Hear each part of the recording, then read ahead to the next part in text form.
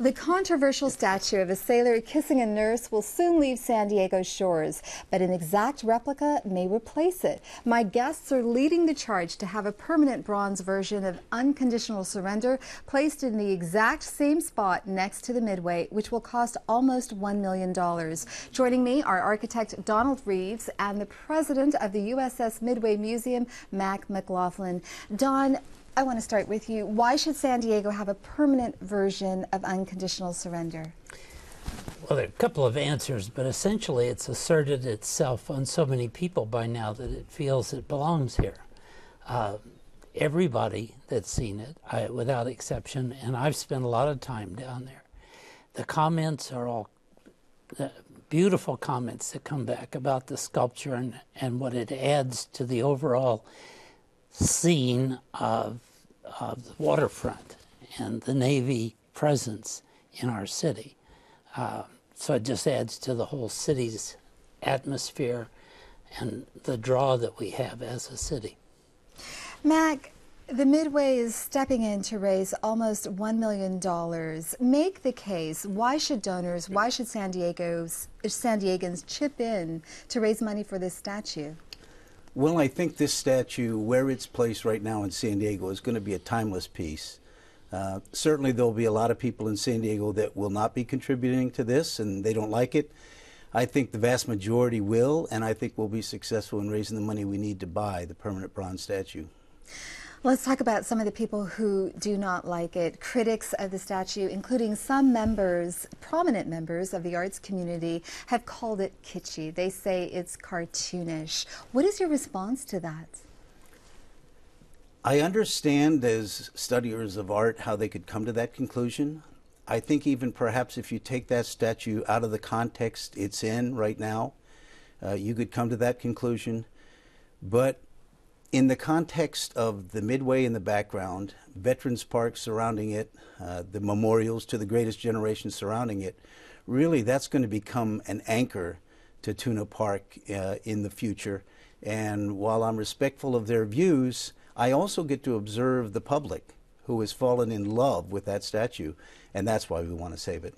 But just because something is popular, does that mean it's good, Don? No.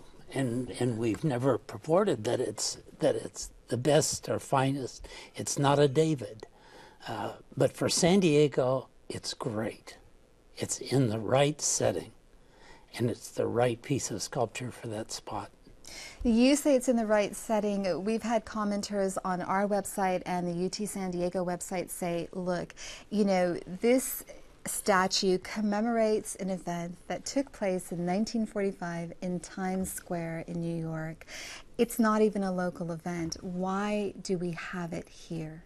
It's not really about where it occurred. I mean, if you look at the Iwo Jima monument that it's in Arlington Cemetery, also of a very famous photograph overlooking Washington, D.C., you have a timeless tribute to the bravery of the Marine Corps. When I look at the KISS, and when a lot of our public looks at the KISS, they are flashed to a time when all of America was united, happy, so pleased that the World War II was finally over. And when we build this statue, we will write that in an inscription there, and people will understand what it really means. It's not really about a sailor kissing a nurse. It's not really about it was in Times Square. It's really about a time in our nation's history where we were at peace, and the fundamental nature of American citizens who love it when all of America is at peace. So you say that the public has fallen in love with it. Do you have any sense of how many members of the public are actually tourists and how many members are locals?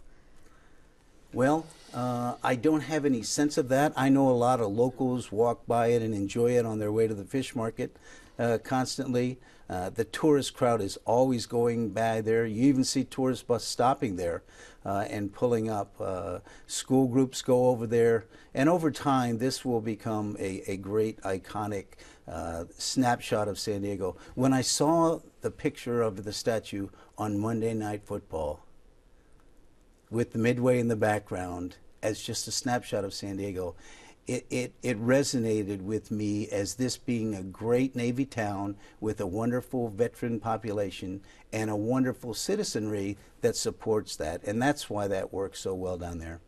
Very quickly, where do your fundraising efforts stand?